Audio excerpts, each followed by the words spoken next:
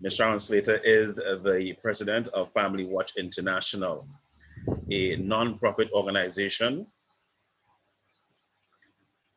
in constitutive status with the Economic and Social Council of the United Nations.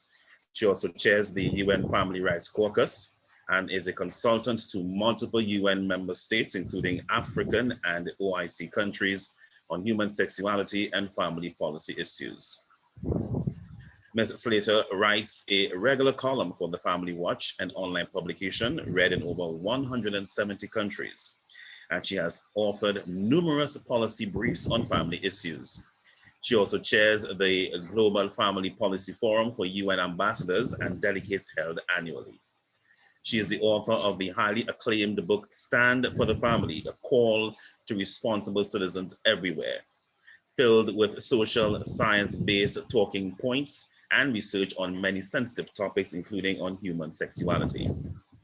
Stand for the Family has been used by pro-family and pro-life advocates around the world to successfully defend marriage, family, and life in public policies.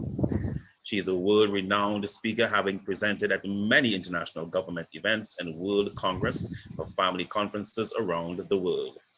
Sharon is director of multiple widely acclaimed documentaries, including The War on Children, the Comprehensive Sexuality Education Agenda, Understanding Same-Sex Attraction, Porn Pandemic, the Devastating Impacts on Children, Family, and Society, Cultural Imperialism, the Sexual Rights Agenda. She founded and chairs the Family is for Orphans project and is an advocate for international and domestic adoption. In 2007, she was selected by American Mothers Incorporated as the Arizona Mother of the Year. Recently, she received the Activist of the Year award from the Ruth Institute.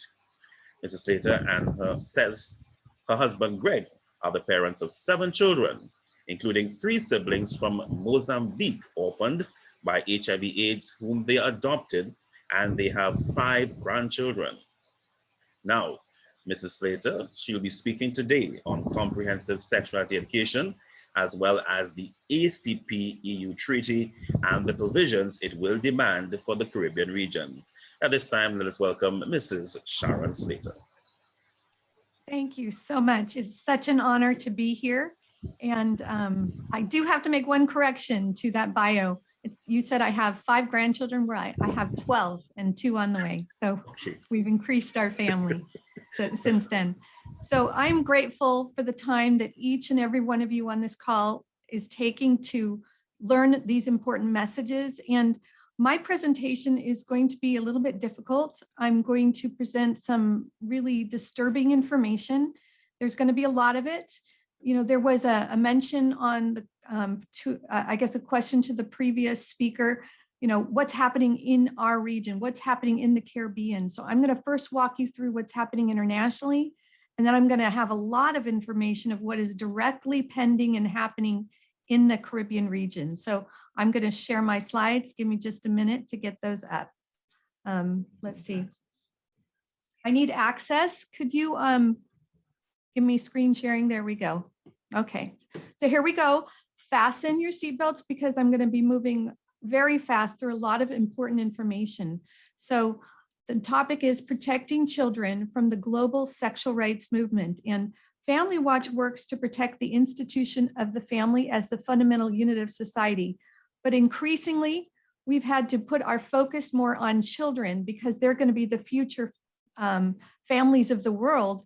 And they are under attack by multiple UN agencies. There's a battle going on over children for their hearts and their minds. And the major tool that's being used to get to children is something called comprehensive sexuality education, also known as CSE.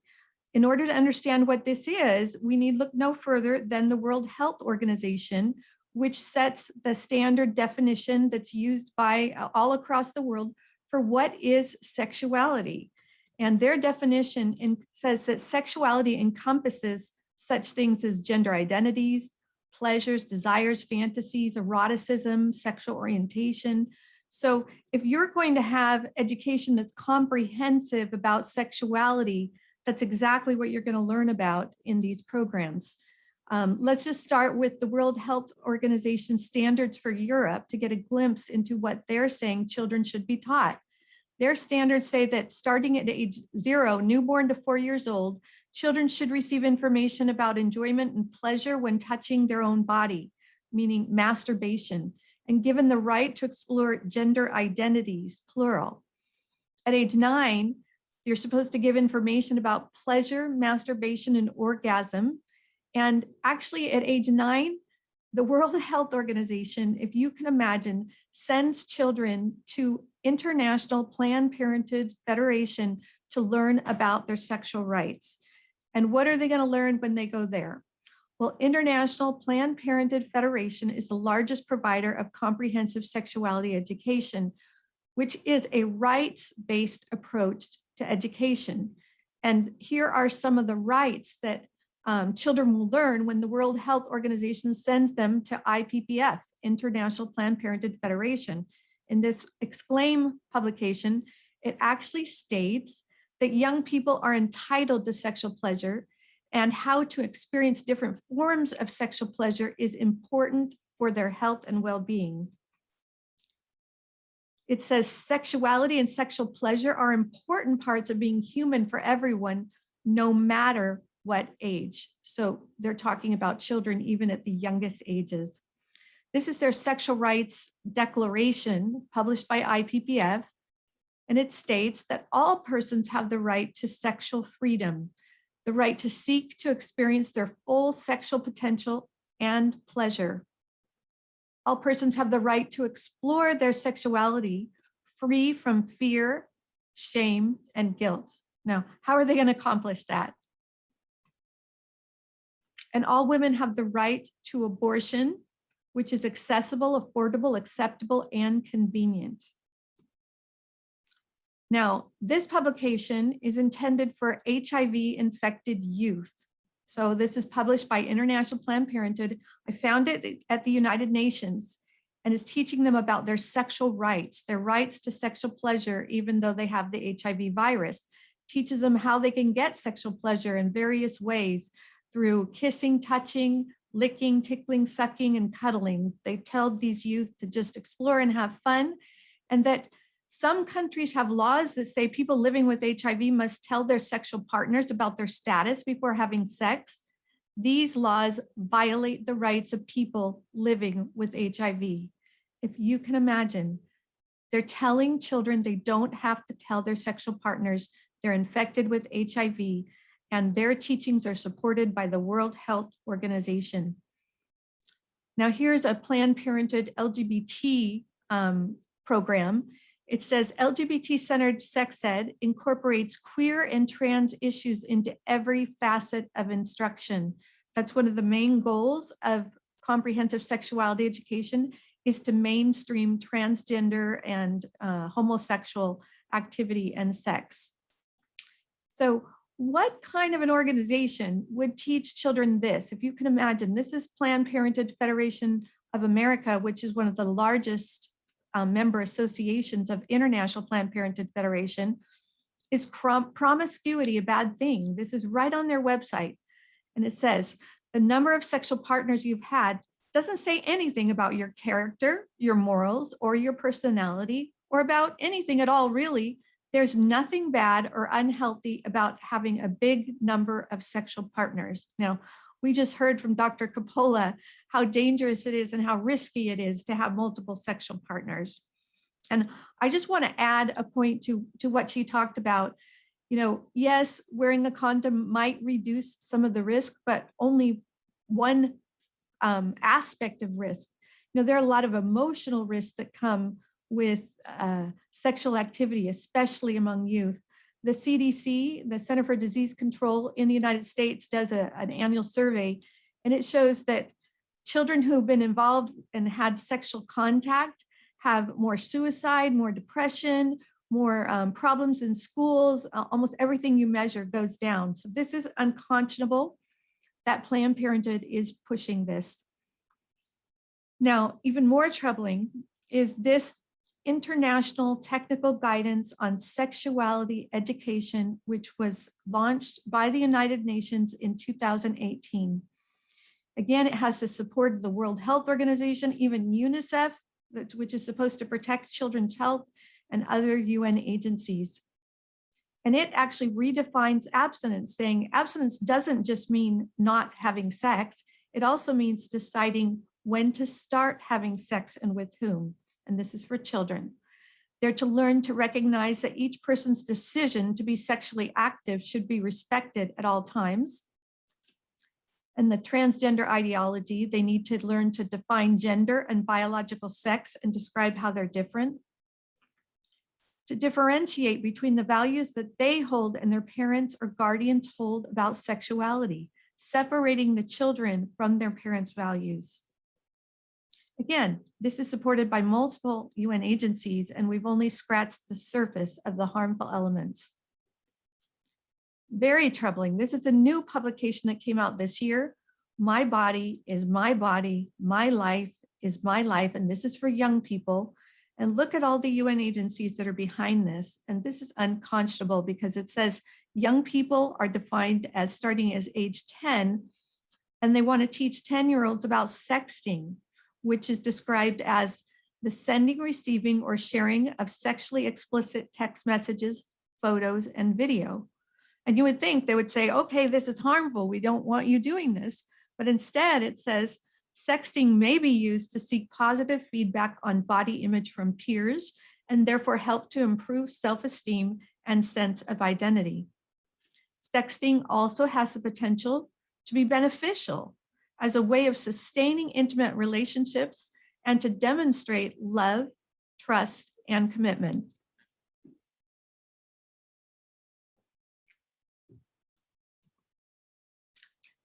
For many young people, sexting may be the first expression of their sexuality, and this is particularly true for young people with diverse sexual orientations and gender identities, for whom sexting may allow private exploration of sexuality and intimacy. Now let's look specifically at what UNICEF is promoting. Here's a publication that was co-published with the government of Jamaica and UNICEF for grades 7 through 9. And it asked children these questions. What do you think caused your heterosexuality? Is it possible that your heterosexuality is just a phase you may grow out of? If you have never slept with a member of your own sex, is it possible that you might be gay if you tried it? And here's the Home and Family Life Education Caribbean portal, which is supported by multiple governments, by CARICOM, UNICEF, UNESCO, and UNFPA. These are the partnering agencies. And they're launching all sorts of harmful comprehensive sexuality education programs in the Caribbean regions. And now I'm going to focus on the Caribbean. This is one of the programs that actually was sent to us by a diplomat from one of the Caribbean countries who was concerned about it, called Your Life, Your Dreams, a book for Caribbean adolescents, and it's published with assistance from UNFPA. And here are some of the quotes. Many parents don't want to talk to children about sex with their children. It can be hard to learn much from them. Denigrating parents. All adolescents should be able to decide without pressure whether or not to have sex. No encouraging them not to have sex. Taking risks is not necessarily bad, but it's important that we take calculated risks that we can handle. And we know the development of the teen brain, the brain is not fully developed until the early 20s. So telling kids in the context of sex and sex education that it's okay to take risks is just very harmful. I'm sorry, here's some really troubling excerpts from this manual. Touching and caressing your breasts is very pleasurable and can be sexually exciting. Most people have sexual feelings, thoughts, dreams, and attractions to someone of the same sex. Sex toys or sex aids, the most popular ones being vibrators, are devices made to enhance sexual pleasure. You can use a sex toy by yourself or as a couple. If you want totally safe sex, 100% sure safe sex, then the best choice is masturbation. Masturbation is the act of touching oneself in a sexually stimulating way, a way that people sometimes express their sexual feelings. Anal sex, it can be done in several ways. I don't even want to read what's on here. It's so graphic. Again, more graphic depictions of anal and oral sex.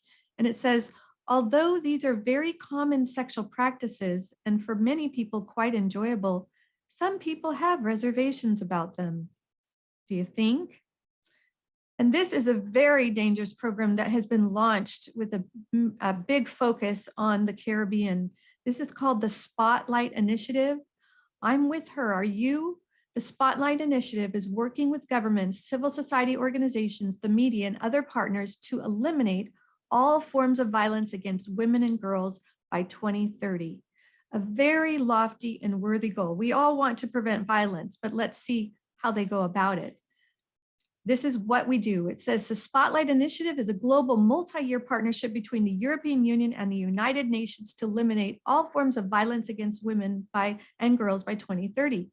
We are the world's largest targeted effort to end all forms of violence against women and girls. This was launched with a seed funding commitment of 500 million euros from the European Union. And it says this represents an unprecedented global effort to invest in gender equality. So which countries are a main focus in the Caribbean region? You can see here Belize, Grenada, Guyana, Haiti, Jamaica, and Trinidad and Tobago. And here's a look at the header here. You've got the United Nations, you've got the European Union, all supporting the Spotlight Initiative. And this, it says, strengthening comprehensive sexuality education for out-of-school youth to reach the most left behind in the Caribbean. Comprehensive sexuality education, CSE, in and out of school is an essential part of UNFPA's strategy.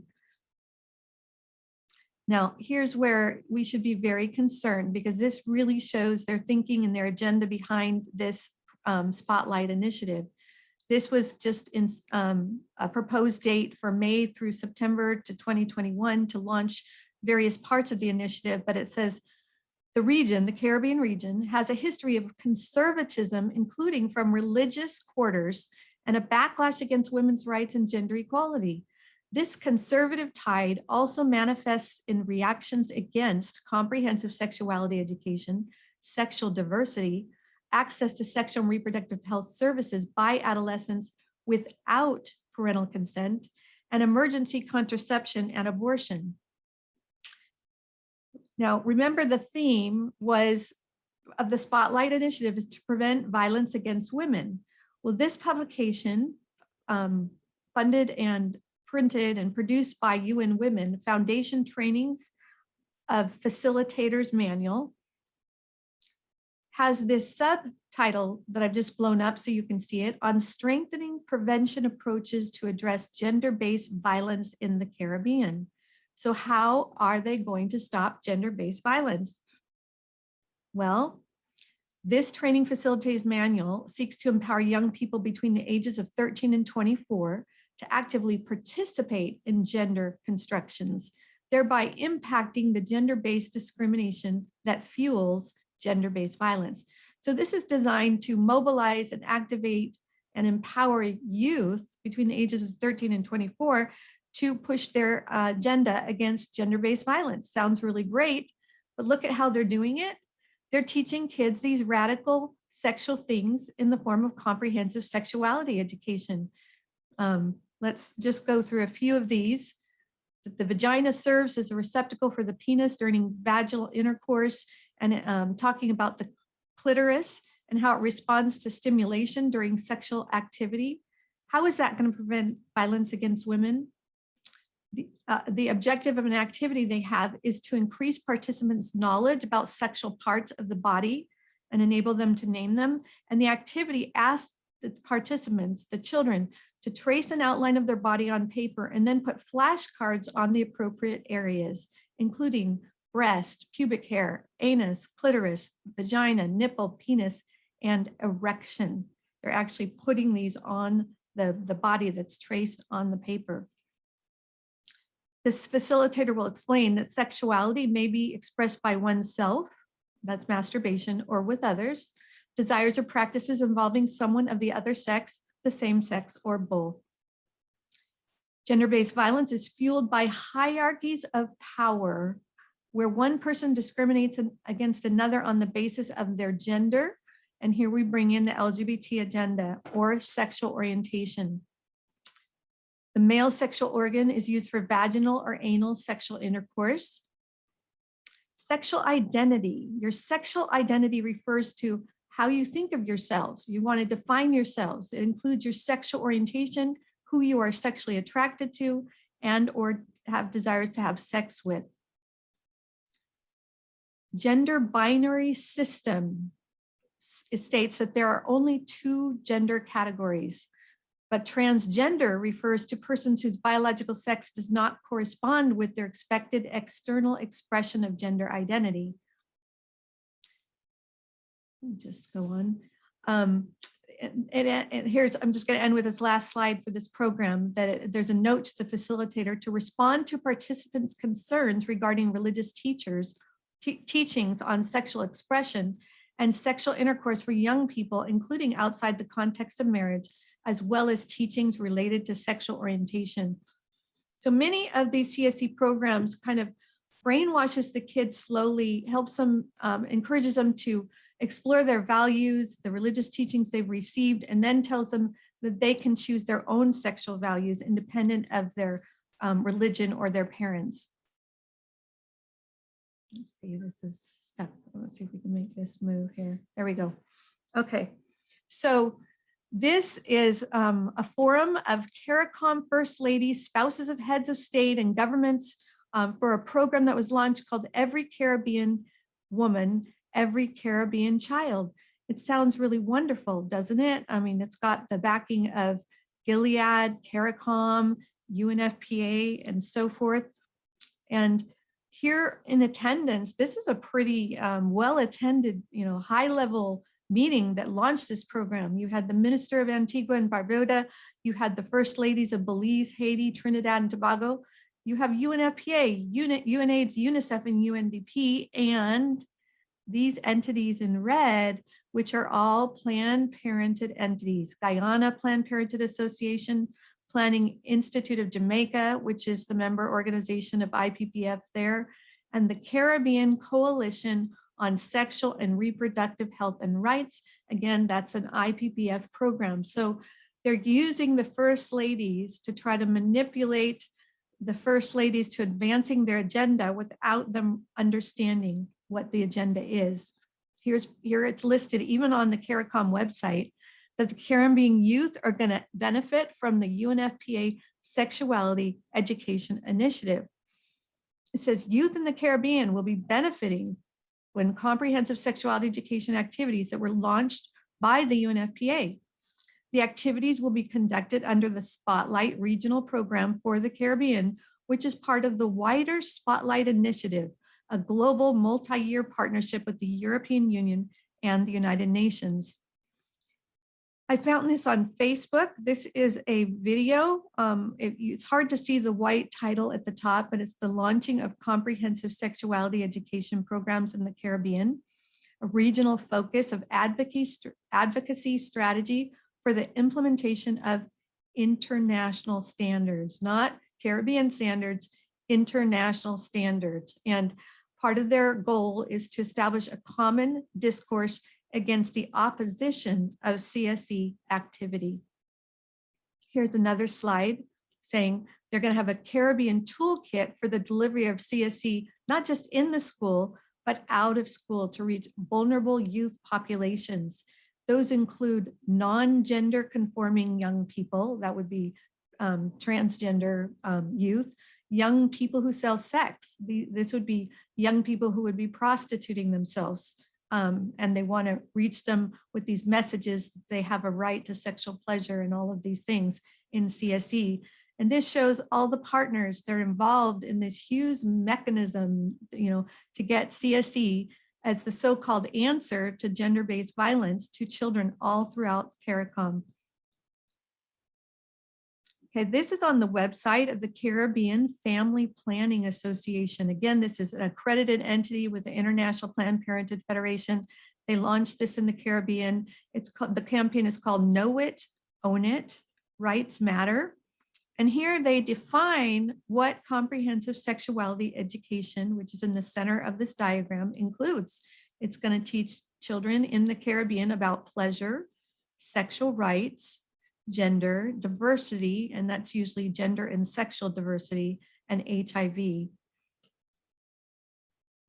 And here's from the Caribbean Family Planning Center, the opening ceremony of the Caribbean Coalition of Sexual and Reproductive Health and Rights. So this is really just a Planned Parenthood entity working with the Spotlight Initiative, with the EU and all the UN entities in partnership to get the radical comprehensive sexuality education to your children under the guise of preventing gender-based violence. They also, here's the Family Planning Association of Trinidad and Tobago, the Planned Parenthood entity in there. And you can see their logo. We've blown it up because it's kind of small to see next to UNFPA's logo. Well, they conducted a study called Legal Barriers That Affect Adolescent Access to Sexual and Reproductive Health Services in Trinidad and Tobago, a qualitative study. Well, even before reading this, I could tell you what they were going to find and what they were going to suggest is the findings of the study. But here it is in their own words. But it would be important to know that the Family Planning Association of Trinidad and Tobago was started, it's been around since 1956 as a branch of the International Planned Parenthood Federation. And here's some of the things in this study that they concluded: that they need to lower the minimum age of consent to sexual intercourse to 16 years, and that laws need to recognize the evolving capacity and autonomy of adolescents. Adolescents are situated in religious schools when they're in religious households that continue to instill abstinence-focused programs. Development should be made to reach them with SRH information and services. And SRH, Sexual and Reproductive Health Information and Services, is also a euphemism for comprehensive sexuality education. Comprehensive sexuality education programs targeting in and out of school children should be implemented nationwide. This is across Trinidad and Tobago, in line with the technical guidance, the UN technical guidance that we just showed you. And Trinidad and Tobago should not continue investing in abstinence-focused programs, as evidence has proved that they are not effective in delaying sexual initiation, reducing frequency of sex, or reducing the number of sexual partners. Well, I'm going to show you at the end of this evidence that is the exact opposite of what they're claiming.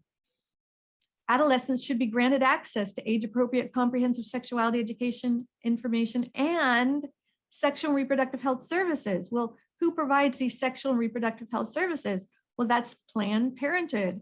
They're going to make a lot of money as children come in and they need condoms, contraceptives, abortions, and they're even now in some places providing hormones for so-called sex changes.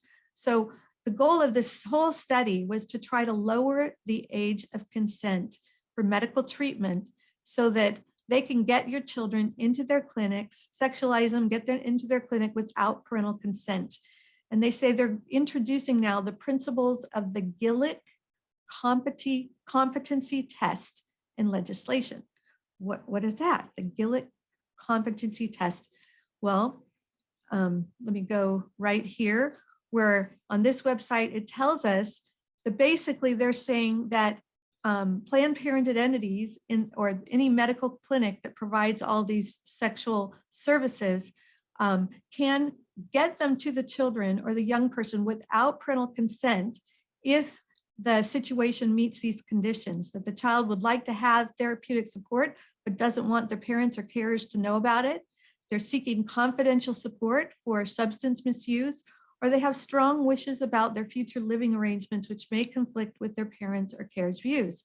So a Planned Parenthood clinician, if they believe these things are happening, they're going to override the parental consent laws and say they now, because of the Gillick competence, can give these services to your child. Unbelievable. We go back here. Also in the study, it says the church and the law were identified as the most significant barriers to SRH access for adolescents. So good on you, all you church leaders, but they're trying to abolish your influence through these programs. It also states LGBTQI identified adolescents offered that while heterosexual adolescents were stigmatized and judged by the law, gender nonconforming and sexual minority adolescents were ignored. Lesbian participants expressed that they were not clear about their sexual and reproductive health needs. And they said the shame about being homosexual felt overwhelming for these adolescents. So Planned Parenthood in partnership with the government wants to solve that problem so they don't feel any shame in doing this. And this brings us to the last major threat to the Caribbean and to your countries. This is a briefing that we did with multiple parliamentarians, some from the Caribbean, some from Africa, some from Europe, and the Pacific. It was a high-level briefing on the ACP-EU Partnership Agreement. And just to give you a little background, this is kind of the replacement of the previous agreement, the Contending Partnership Agreement between the EU and African, Caribbean, and Pacific countries. So the past Contending Agreement was a legal framework governing the relations between the EU and 79 countries in Africa, the Caribbean, and the Pacific. It was signed in 2000, and it was supposed to expire in 2020, but it's continued on till now until it gets replaced. The agreement unites more than 100 countries, EU member states plus 79 ACP countries, and represents over 1.5 billion people. So the original Contending Agreement was more about trade and economic development, cooperation, and political dimensions. And now they've been negotiating a new agreement, a post-new agreement that would last for 20 years called the OACPS EU Partnership. And it was negotiated over a couple of years in Brussels. And here is the signing of that agreement, which happened in, this is the head of the ACPU and the representative from the EU, which was signed on April 15th of this year. And let me just go into some of the highly problematic elements of this agreement. You've got different protocols. You've got the African Protocol, the Pacific Region Protocol, and the Caribbean Region Protocol. And we're going to, of course, focus on the Caribbean Region Protocol.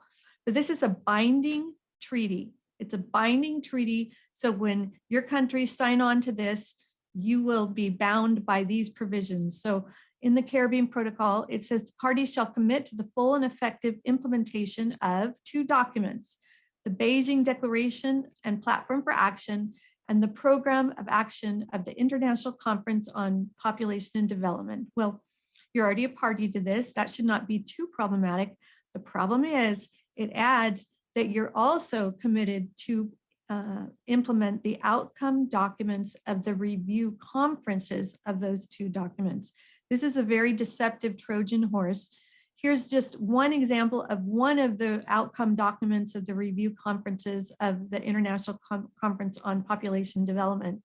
And this is hosted by UNFPA in the Netherlands.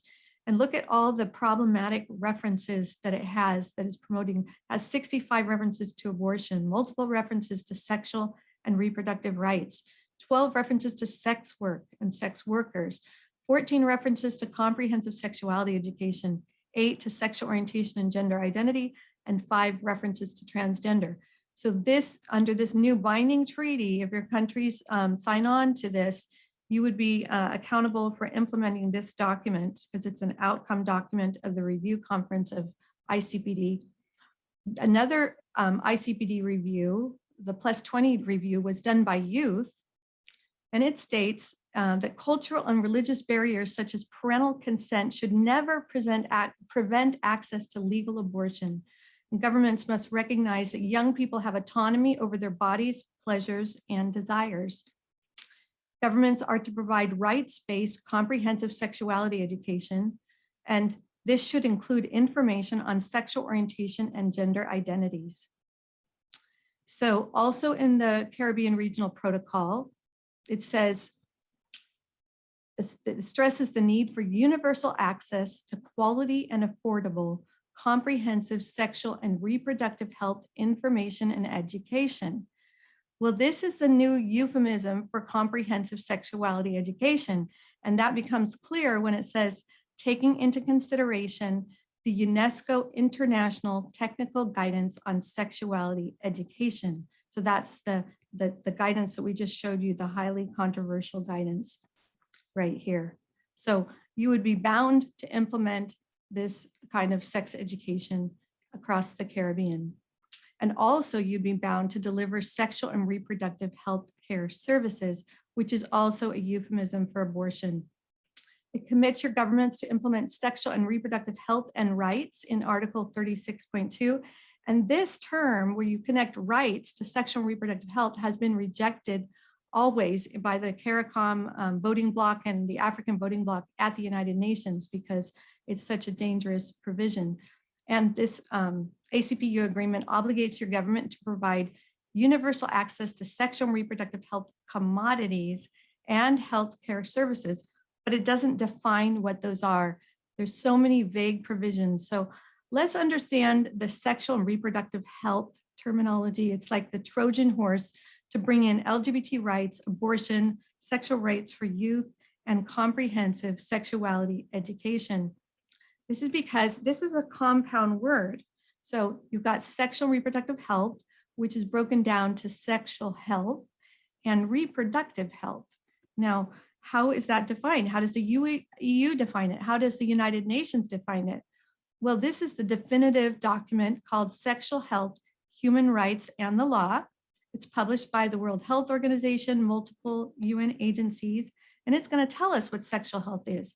Sexual health includes sexual practices, including abortion, pleasurable and safe sexual experiences, and the recognition of the diversity of sexual behavior and expression. To have sexual health, it says all countries must work towards the decriminalization of sex work, to legalize prostitution, legalize same-sex marriage to protect the fundamental human rights, including access to health services. So it has to be legalized if you're going to comply with the access provision to these health services. And children are supposed to get access to hormonal treatment or gender reassignment surgery. Education, including comprehensive sexuality education, they're saying it's crucial for sexual health. It's essential, it's required. Now, this should not surprise you. You see this HRP logo on this document. If you click on that to see what is the HRP, it's the Human Reproduction Program run by the World Health Organization. It has all these multiple UN agencies, but if you look at the bottom circle here, you will see that their main partner that is not a UN agency is, or the World Bank is also there though, it's International Planned Parenthood Federation. They're writing these manuals and having great influence on these policies. Now, again, when we talk about the ACP-EU agreement and multiple provisions relating to sexual and reproductive health and rights, it's critical to understand that the EU just adopted on June 24th of this year, something called On the Situation of Sexual and Reproductive Health and Rights in the EU. Now, if the EU is part of this ACP-EU agreement, we need to know how they are defining these terms. And they tell us right here. It says, whereas sexual and reproductive health services are essential healthcare services, they include legal abortion care and services. SRHR, that's sexual and reproductive health and rights, challenges and obstacles can include a lack of comprehensive, age-appropriate, evidence-based sexuality education. So if you don't have comprehensive sexuality education, you're not getting SRHR. The enjoyment of SRHR for LGBT persons and the diversity of sexual orientation and gender identity is key to this. And whereas sexual and reproductive health and rights are based on the rights of all individuals to have their sexual orientation and gender identity fully respected. So the ACPU as sexual and reproductive health in that agreement is going to be defined this way by the European Union. Finally, the last part that I'm going to share with you of this Caribbean protocol that's part of the ACPU agreement, it says, they shall, that's your countries, pursue the effective implementation of the Montevideo Consensus on Population and Development. This is the worst document ever to come out of the Caribbean. It's the 20th review of the outcome document, of ICPD. And here's just a few provisions that you'd be obligated to the EU, accountable to the EU in this new agreement, to enable persons to exercise their sexual rights, to take free decisions on their sexuality, sexual orientation, and gender identity. It urges states to consider amending their laws related to pregnancy termination, in other words, abortion, and to ensure early childhood comprehensive sexuality education programs. There's just a few more provisions, just really vague, that the parties are supposed to contribute to the promotion and protection of human rights in compliance with international law. That's so broad. And what do they consider to be international law? Universal ratification and implementation of international human rights instruments. We could do a whole webinar on the controversial international human rights law that they're saying that you would be accountable to. Your countries will support human rights monitoring mechanisms.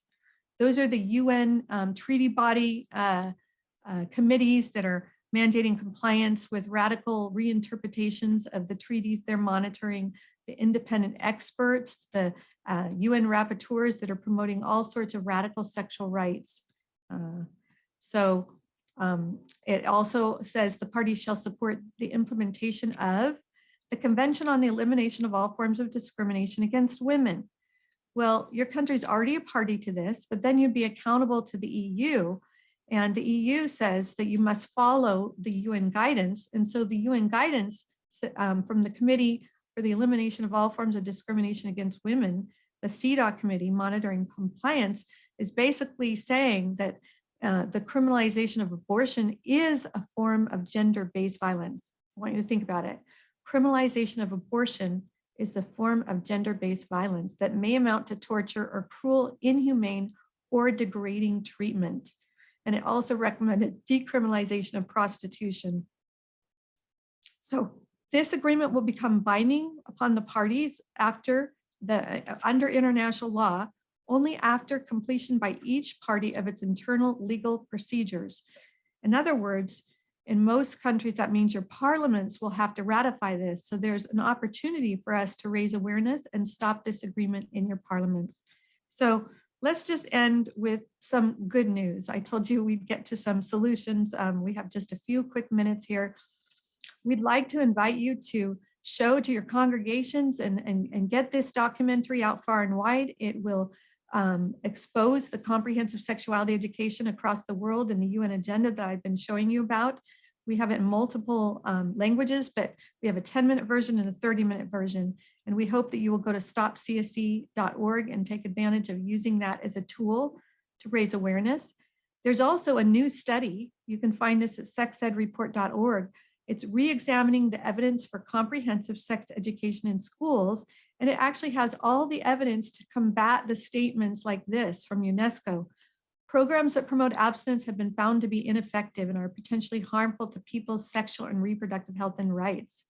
Comprehensive sex education is effective and should be implemented worldwide, and abstinence is not effective. Well, this new study just obliterates those false claims. They looked at the same database of studies that are used to make those false claims with regard to school-based sex education worldwide. And here's what they found. An 87% CSE failure rate worldwide, 89% failure rate in Africa, and they found many CSE programs actually increased sexual risk-taking by youth. And you can see all the studies in there and look at the analysis yourself at that website. And so the Institute for Research and Evaluation that conducted this study concluded that the compelling lack of evidence of effectiveness for school-based comprehensive sex education means that policymakers should abandon plans for the global dissemination of CSE. So we're also going to share with you the Empowered Youth Coalition, which is another tool that we would like to invite you to take advantage of. You can go to empoweredyouthcoalition.org and we can put that in the chat. But if we don't have the alternative to comprehensive sexuality education and the youth mobilization that the UN and Planned Parenthood is doing across the world, then we are already starting to lose the rising generation.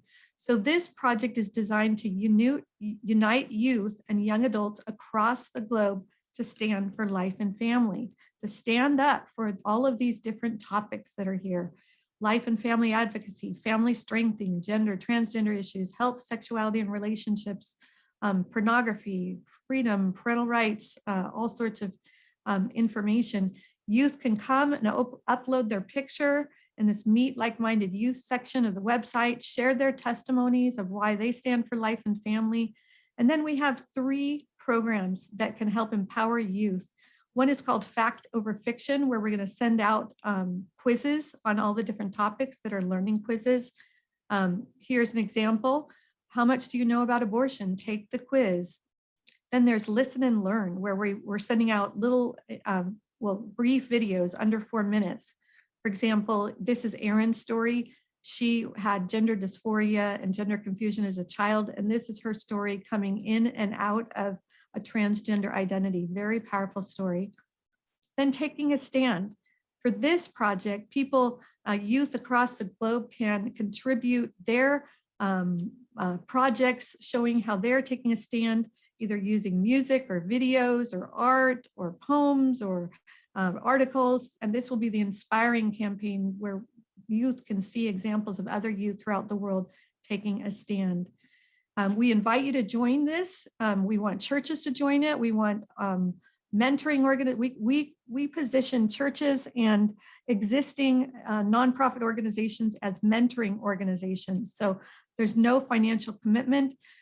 You can join as a mentoring organization, and then you can also have your youth organization join. If you don't have a youth group, you can even start with just one youth, because there's going to be all sorts of information sent out for to help educate youth in group settings. So we're excited about this new initiative and invite you all to join by going to empoweredyouthcoalition.org.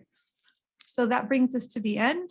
We want you to know how to get connected to us. If you go to familywatch.org, that's our main website, you can subscribe to our newsletter. Here's some of the past ones.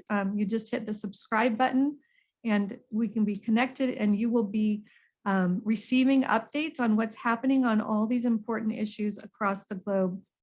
So I'll just end with this picture of youth. This is what it's all about. The war that we're talking about is over the hearts and minds of these children. Planned Parenthood, the EU, and all these multiple UN agencies are working to capture the hearts and minds of our children. And we have got to stand up for them. They are going to form the future families of the world. So as Rebecca said, we need to shore up the family. We need to strengthen families. And these are, the youth are going to form the future families of the world. So we invite you to join us to protect the health and innocence of children. And thank you so much for your time.